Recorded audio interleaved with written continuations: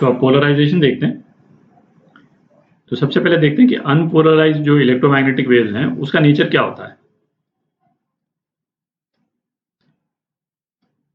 Unpolarised light, मैं word यहाँ use कर रहा हूँ लाइट, है ना, बट लाइट का यहाँ पे मतलब है इलेक्ट्रोमैग्नेटिक वेव्स।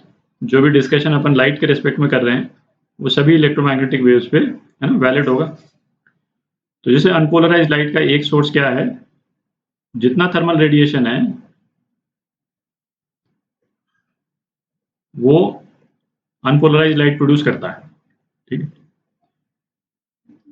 थर्मल रेडिएशन जब अपन डिस्कस कर रहे थे तो इस रेडिएशन के सोर्स का ओरिजिन क्या था कि भाई इलेक्ट्रिक डायपोल जो है अपना ओरिएंटेशन चेंज कर रहा है। ठीक है, ये डिस्कस किया था अपन ने वहां पे। तो ऐसा करते हैं, एक डायपोल ले लेते हैं, है ना, इलेक्ट्रिकल डायपोल है, और ये चार्जेस का ओरिएंटेशन ये है, और थोड़ी देर बाद में जो चार्जेस का ओरिएंटेशन जो है वो सपोज उल्टा हो गया, नेगेटिव इधर आ गया और पॉजिटिव इधर आ गया। तो इस केस में जो इसका जो ओरिएंटेशन चेंज हुआ है, इलेक्ट्रिक डायपोल का ओरिएंटेशन यहाँ से चेंज होकर के इस डायरेक्शन में हो गया। ठीक है, और सपोज ये x है, ये y है, ये z है। ठीक, ये डायपोल जो है वो y एक्सिस पे ओरिएंटेड है। ठीक है, तो इससे जो इलेक्ट्रोमैग्नेटिक वेव, जो एक पल्स निकलेगी इलेक्ट्रोमैग्नेटिक वेव की, उसका डायरेक्शन क्या होगा, उसकी इलेक्ट्रिक फील्ड का ओरिएंटेशन जो है वो इस टाइप से होगा। तो ये इलेक्ट्रिक फील्ड जो है वो y एक्सिस के रिस्पेक्ट में वेरी करेगी। ठीक है, बेसिकली इसका Ey का एक कंपोनेंट होगा। Ex तो ऑब्वियसली जीरो होगा, Ez भी जीरो होगा, और y डायरेक्शन में इलेक्ट्रिक फील्ड का कंपोनेंट होगा। ठीक, अच्छा, किसी भी बॉडी में जो थर्मली एजिटेट कर रही है ना, ये तो क्लियर ही है कि भाई ये डायपोल्स जो है उनका ओरिएंटेशन कुछ भी हो सकता है। सपोज दूसरा डायपोल हम इस तरह का ओरिएंटेशन ले लें, है ना, यहाँ पे ले लेते हैं पहले, है ना, पॉजिटिव इधर और नेगेटिव इधर, मतलब ये डायपोल जो है वो z एक्सिस के डायरेक्शन में ओरिएंटेड है। इस डायपोल का ओरिएंटेशन क्या है, ये है। ठीक है, और सपोज ओरिएंटेशन जो है उल्टा हो गया, है ना, नेगेटिव इधर आ गया और पॉजिटिव इधर आ गया। अच्छा, जरूरी नहीं है कि डायपोल का ओरिएंटेशन जो है 180 डिग्री चेंज ही हो, ये अपन अपनी सिंप्लिसिटी के लिए इस तरह से ले लिया। तो इस वाले केस में जो इलेक्ट्रोमैग्नेटिक वेव जो इशू होगी, उसकी इलेक्ट्रिक फील्ड का जो वेरिएशन होगा वो z एक्सिस के अलोंग होगा। आप देख रहे हैं कुछ इस टाइप से होगा। ये बनाना थोड़ा सा मुश्किल आ रहा है मेरे को, बट है ना, यू गेट द आइडिया। तो जिस एक्सिस पे बेसिकली वेरिएशन होता है डायपोल के ओरिएंटेशन का, उसी डायरेक्शन में इलेक्ट्रिक फील्ड जो है वो वेरी करती है। अब इसको ये दो वेव्स जो यहां से निकली, इनको यदि हम यहां से देखें, है ना, यहाँ पे आंख लगा के यदि हम देखते हैं तो यहां से क्या नजर आएगी अपने पास में, है ना, कि एक पल्स तो इस तरह से वेरी करती हुई नजर आएगी, है ना, ये रेड वाली जो है, और एक पल्स जो है वो इस तरह से वेरी करती हुई नजर आएगी। ये y एक्सिस पे वेरी करती नजर आएगी, और ये रेड वाली जो पल्स है वो z एक्सिस पे वेरी करती नजर आएगी। दिख रहा है? अच्छा, ये तो हमने दो ओरिएंटेशन बनाए, भाई डायपोल का ओरिएंटेशन तो कुछ भी हो सकता था। तो अपने पास में जो पल्सेज हैं जो यहाँ से जो इशू होंगी, है ना, वो किसी भी डायरेक्शन में इशू हो सकती है। इस डायरेक्शन में इशू हो सकती है, फिर उसके पीछे वाली पल्स जो है इस डायरेक्शन में इशू हो सकती है ना, इस डायरेक्शन में इशू हो सकती है, किसी भी डायरेक्शन में इशू हो सकती है। देख रहा है? और जैसे लाइट जो ट्रैवल कर रही है ना, वो तो पैकेट्स में ट्रैवल करती है ना। आप कर चुके होंगे यदि मॉडर्न फिजिक्स में अभी तक। जो लाइट जो इशू हो रही है वो किस तरह से ट्रैवल कर रही है, पहला पल्स, दूसरा पल्स, फिर एक पल्स, फिर एक पल्स। पल्स के पैकेट्स हैं ढेर सारे। ठीक है, और इन्हीं को हम फोटॉन्स भी बोलते हैं। ये पल्स के पैकेट्स हैं। ठीक है, ये मैंने 9 पैकेट बना दिए हैं। ये पैकेट 1 2 3 4 5 6 7 8, ठीक है। अब इसमें तो इनका ओरिएंटेशन मैंने इस तरह से दिखा दिया, बट इनका ओरिएंटेशन कुछ भी हो सकता है ना। ये हो सकता है पल्स 1 हो, ये 2 हो, 3 हो, 4 हो, 5 हो, 6 हो, है ना। यू गेट द पॉइंट, ठीक है। तो अनपोलराइज लाइट में सभी तरह के ओरिएंटेशन जो हैं वो अवेलेबल होते हैं। तो अनपोलराइज लाइट को अपन किस तरह से डिपिक्ट करते हैं उसको देखते हैं। तो अनपोलराइज लाइट तो बेसिकली इस फॉर्म की हो गई, ठीक है। जो इलेक्ट्रिक फील्ड का जो वेरिएशन है किसी भी एक्सिस पे हो सकता है। तो हर बार जो है वो इतना कॉम्प्लिकेटेड डायग्राम बनाने की बजाय हम क्या करते हैं, है ना, नॉर्मली एक्सेप्टेड प्रैक्टिस है, अनपोलराइज लाइट को इस तरह से डिपिक्ट करते हैं, ठीक है। 2 एक्सिस में ले लिया और बेसिकली हम जैसे इस तरह से इमेजिन कर रहे हैं कि इसमें जो हर पल्स का जो ओरिएंटेशन है उसको अपन ने 2 एक्सिस में बेसिकली रिजॉल्व कर लिया, ठीक है। जैसे यदि इस वाले पल्स की हम बात करें तो इस वाले पल्स को हम इस z डायरेक्शन में, इसको z डायरेक्शन बोल देते हैं, इसको y डायरेक्शन बोल देते हैं, ठीक है। और लाइट ट्रैवल कर रही है x डायरेक्शन में, ठीक है। तो इन दोनों एक्सिस में हम इसको रिजॉल्व कर सकते हैं। इसी तरह से इसको भी हम रिजॉल्व कर सकते हैं, है ना। एक z कंपोनेंट एक y कंपोनेंट, और तो नेट रिजल्टेंट y कंपोनेंट ये हो गया और नेट रिजल्टेंट z कंपोनेंट ये हो गया, ठीक है। तो इस तरह से हम उसको मतलब डिपिक्शन के पर्पज से जब भी आपको इस तरह का सिंबल नजर आए, है कि नहीं, कि दोनों एरोज जो हैं y डायरेक्शन में और दोनों एरोज z डायरेक्शन में, तो इसको हम अनपोलराइज लाइट बोलते हैं, ठीक है। तो ये तो अनपोलराइज लाइट का नेचर हो गया, ठीक है। और ये हो गया अनपोलराइज लाइट को हम डिपिक्ट किस तरह से करते हैं, है ना, शो कैसे करते हैं डायग्राम में, ये हो गया। तो अब देखते हैं पोलराइज लाइट जो है वो किस तरह की दिखेगी। तो पोलराइज लाइट में हो गया कि इसमें अलग अलग ओरिएंटेशन दे रखे हैं इलेक्ट्रिक फील्ड के। यदि केवल एक ओरिएंटेशन हो इलेक्ट्रिक फील्ड का तो उस लाइट को हम पोलराइज लाइट बोलेंगे। तो वो कैसी दिखेगी उसका डायग्राम बनाते हैं। ये आपकी पोलराइज लाइट हो गई, ठीक है। पोलराइज लाइट, मैं दोबारा बोल दूं, जब भी जहां वर्ड लाइट यूज कर रहे हैं मतलब इलेक्ट्रोमैग्नेटिक वेव से है ना, जरूरी नहीं है कि विजिबल लाइट में ही हो। तो ये पोलराइज लाइट हो गई, ठीक है। अच्छा, जरूरी नहीं है कि पोलराइजेशन जो है वो इसी डायरेक्शन में हो, वाई डायरेक्शन में, किसी भी डायरेक्शन में हो सकता है, पर किसी एक डायरेक्शन में होगा, है ना। जैसे इसका डायरेक्शन यदि हम चेंज कर दें तो ये अपन ने इलेक्ट्रिक फील्ड के वाइब्रेशन का डायरेक्शन चेंज कर दिया। ये इलेक्ट्रिक फील्ड वाइब्रेट कर रही, ठीक, ये भी इलेक्ट्रिक फील्ड है जो वाइब्रेट कर रही, पर सिंगल डायरेक्शन है ना। तो ये भी पोलराइज लाइट है। तो अनपोलराइज लाइट को पोलराइज लाइट में चेंज करने के लिए स्पेसिफिक मटेरियल्स आते हैं और कुछ फिनोमिना है, जैसे रिफ्लेक्शन है। एक पर्टिकुलर सर्कमस्टेंस में रिफ्लेक्शन में भी जो रिफ्लेक्टेड लाइट है वो पोलराइज्ड हो जाती है।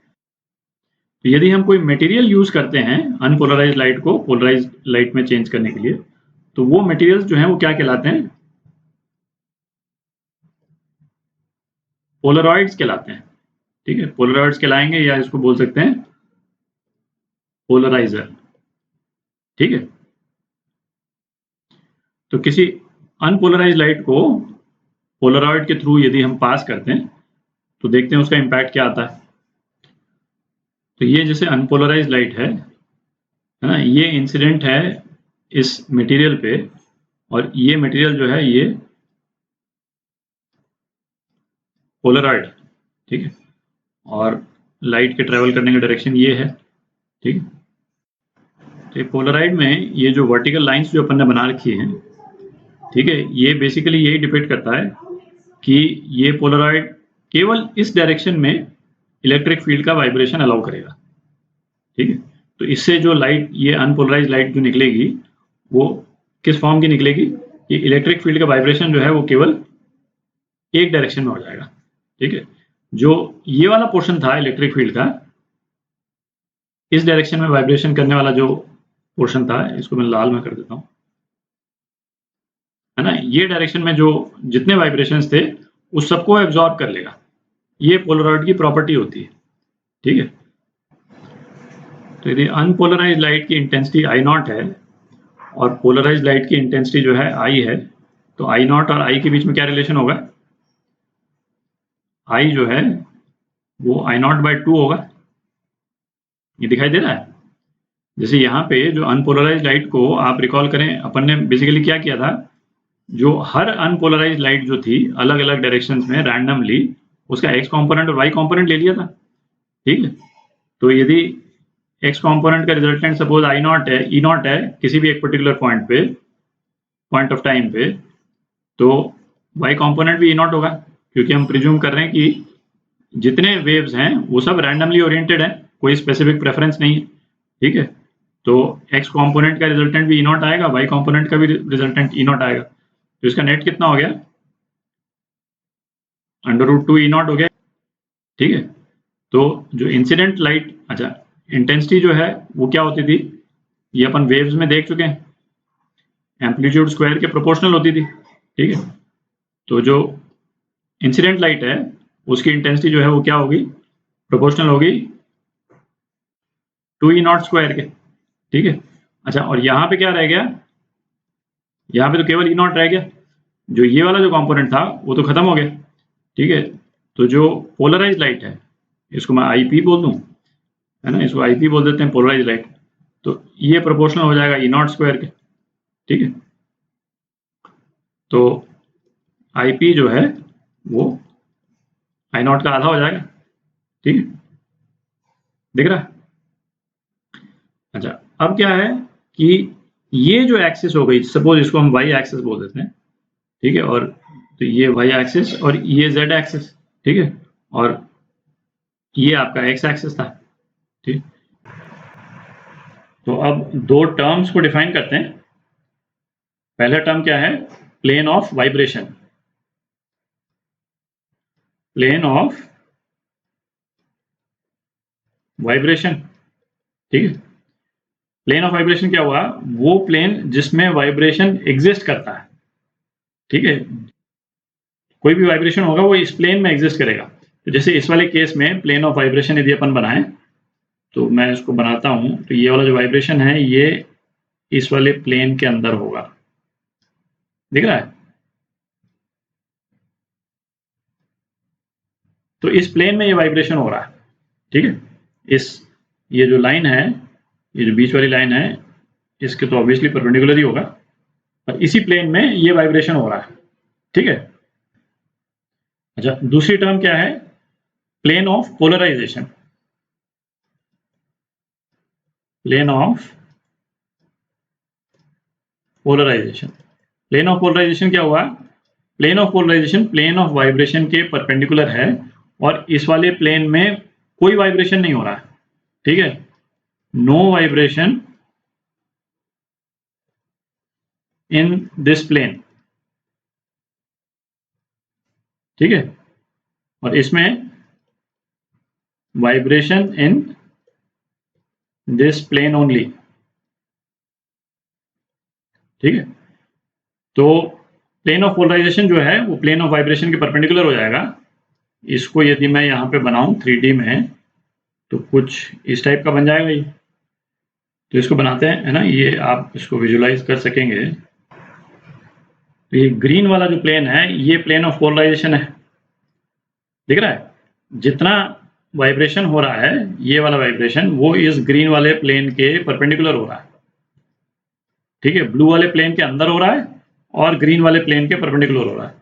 इसका कोई भी कंपोनेंट ग्रीन वाले प्लेन में नहीं है, ठीक है। तो ये प्लेन ऑफ पोलराइजेशन।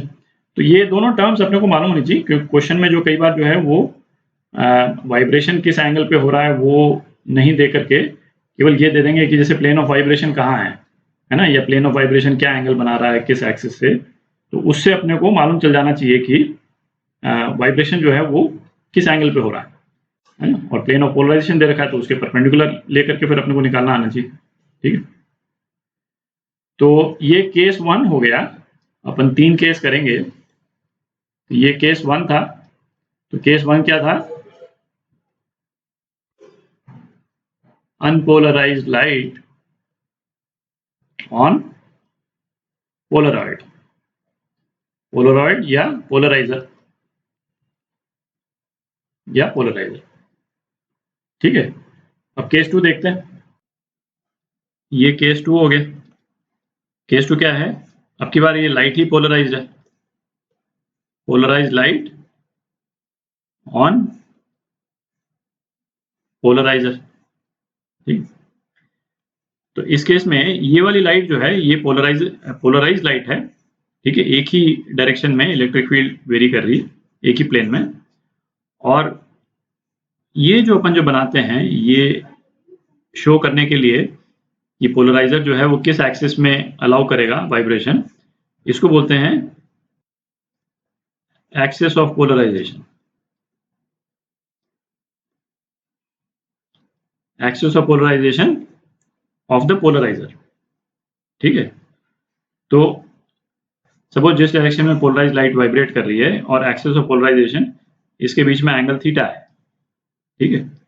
तो ये पोलराइजर कौन सी लाइट अलाउ करेगा, केवल इस डायरेक्शन में लाइट अलाउ करेगा, ये तो क्लियर, ठीक है।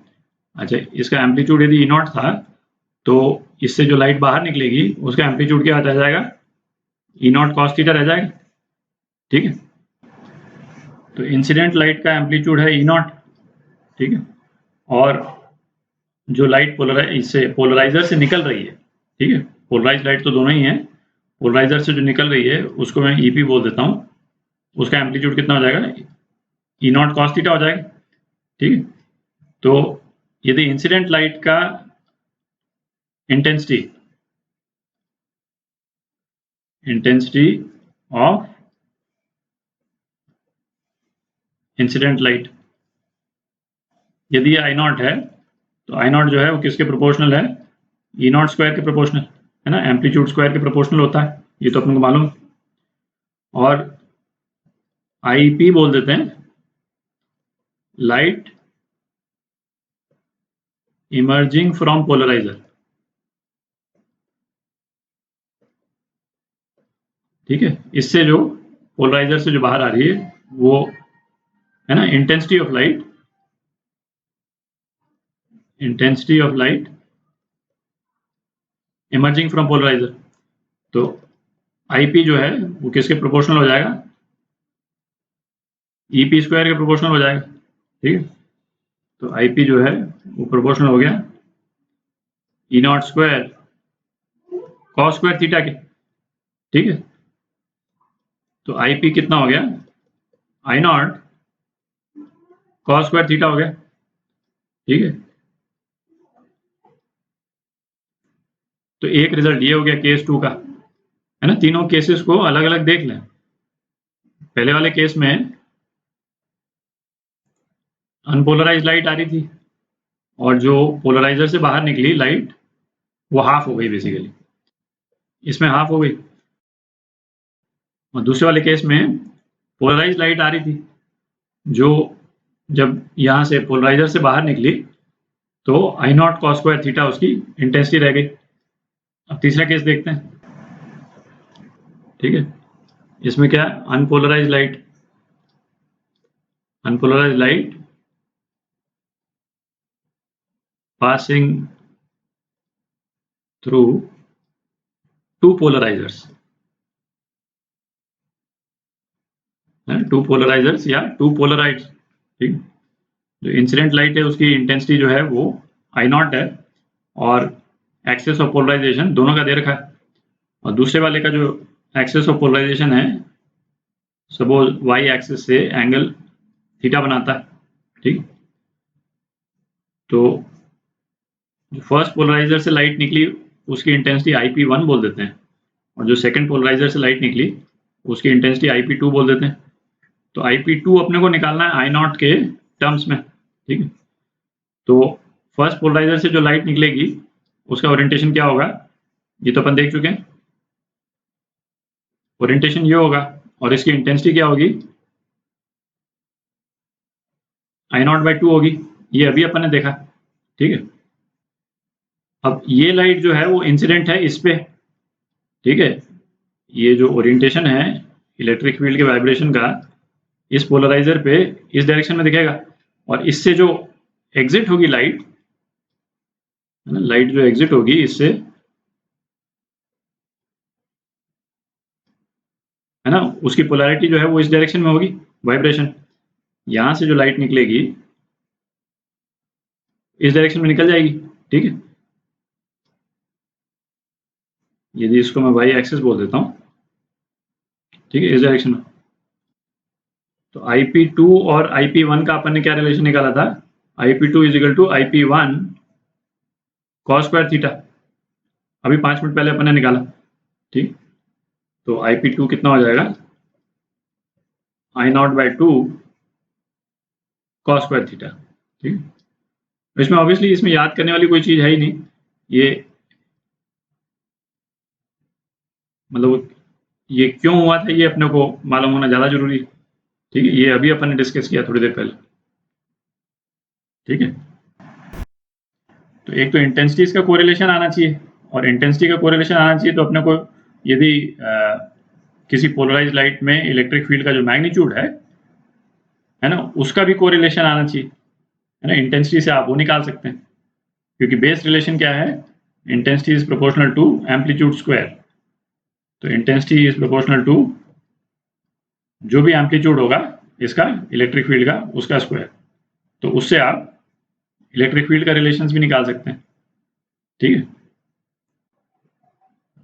अच्छा, दो टर्म्स और देख लेते हैं। जैसे इस लाइट को अपन ने दो पोलराइजर्स के थ्रू पास किया था, तो जो पहला पोलराइजर है ना, उसको तो बोलते हैं पोलराइजर, ठीक है। जो दूसरा पोलराइजर है उसको बोलते हैं एनालाइजर। और एनालाइजर क्यों बोलते हैं, क्योंकि इसके ओरिएंटेशन से हम ये पता कर सकते हैं कि जो भी लाइट आ रही है वो पोलराइज्ड है कि अनपोलराइज्ड है। क्योंकि जैसे यदि हम देखते हैं अनपोलराइज्ड लाइट को या पोलराइज्ड लाइट को, तो देख करके हम डिफरेंशिएट नहीं कर सकते हैं, ठीक है। इसकी इंटेंसिटी हो सकता है थोड़ी सी कम हो, बट वो मतलब ह्यूमन आई जो है वो उतना नहीं डिटेक्ट कर सकती कि ये लाइट पोलराइज्ड है कि अनपोलराइज्ड, क्योंकि इंटेंसिटी जो है, इंटेंसिटी तो अनपोलराइज्ड लाइट की भी कम हो सकती है, ठीक है। वो तो इलेक्ट्रिक फील्ड के एम्पलीट्यूड पर डिपेंड करता है। तो बेयर आई से हम ये डिटेक्ट नहीं कर सकते हैं कि ये पोलराइज्ड है कि अनपोलराइज्ड। तो एनालाइजर से हम ये पता लगाते हैं कि जो लाइट आ रही है वो पोलराइज्ड है कि अनपोलराइज्ड है। तो और कैसे करेंगे, है ना, बहुत ऑब्वियस है।